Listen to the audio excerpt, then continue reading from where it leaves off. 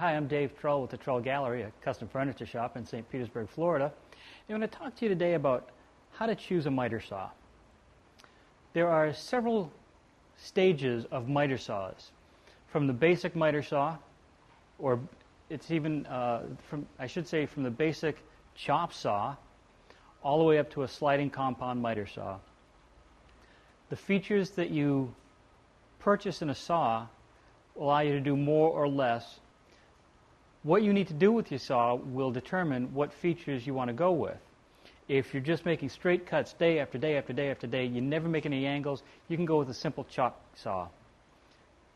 Relatively inexpensive, and they're just designed to make square cuts. The next step up is a miter saw. What a miter saw adds is a pivoting table, like I have here. Now I can make cuts at different angles.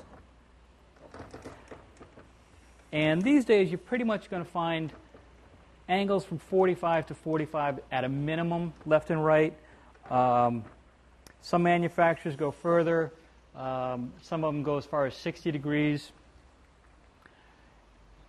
Given a choice, I'd want one that goes a little bit past 45, maybe 50 degrees, at least on one side, preferably on two. So if you've got a joint that's not exactly 90 degrees and you want a nice tight miter that you need to fudge, maybe it's 46 degrees instead of 45, you can do that easily and not have to worry about messing around with jigs and back shaving and all that.